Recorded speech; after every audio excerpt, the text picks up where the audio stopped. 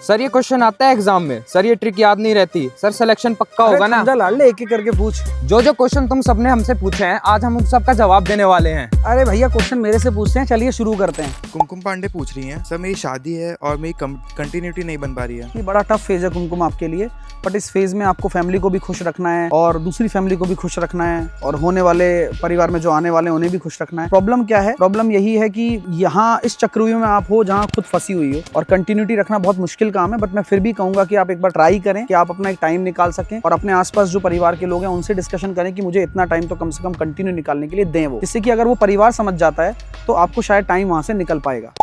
Sir Rishikesh Sirsat पूछ रहे हैं, सर उसका बदला कैसे लूं?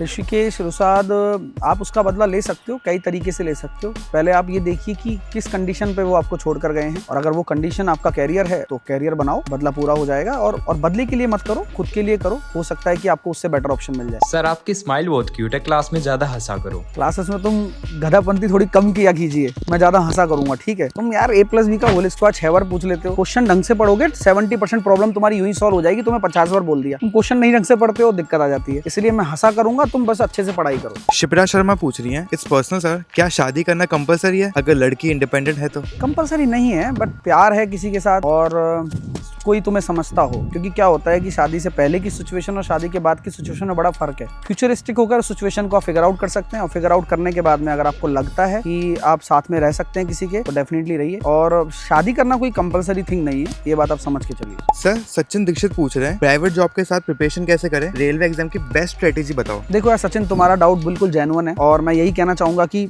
टाइम बहुत कम मिलता है, पूरे दिन का हेक्टिक काम, उसके बाद भी फिर ये पढ़ना। तो मैं आप लोगों के लिए इसी वजह से ही मैंने कुछ 100 डेज टारगेट बैच तैयार किया है, जो कि स्ट्रक्चर्ड बैच है। आप लिमिटेड टाइम में उसमें अपनी प्रिपरेशन करके जा सकते हो और मैक्सिमम स्कोर कर सकते हो मैथ्स में। और मैथ्स, रीजनिंग, जीके अच्छा स्कोर करोगे तो डेफिनेटली आपके नंबर बनेंगे। मिस्टर बैनर्जी पूछ रहे हैं, how to become next Sahil sir? लाडले नशे में है क्या? सर एनटीपीसी के लिए नई सीरीज कब से स्टार्ट कर रहे हो? एनटीपीसी के लिए नई सीरीज ALP टेक्नीशियन का पेपर हो जाए तब से स्टार्ट करेंगे। और जो बच्चे एनटीपीसी के फॉर्म भर के बैठे हुए हैं उनको मैंने जेन्युइनली बोला हुआ है कि अगर उनका बेसिक ठीक है तो वो 100 डेज ले सकते हैं, अदरवाइज उनकी बेसिक कमजोर है तो फाउंडेशन से अपनी तैयारी चालू रखें।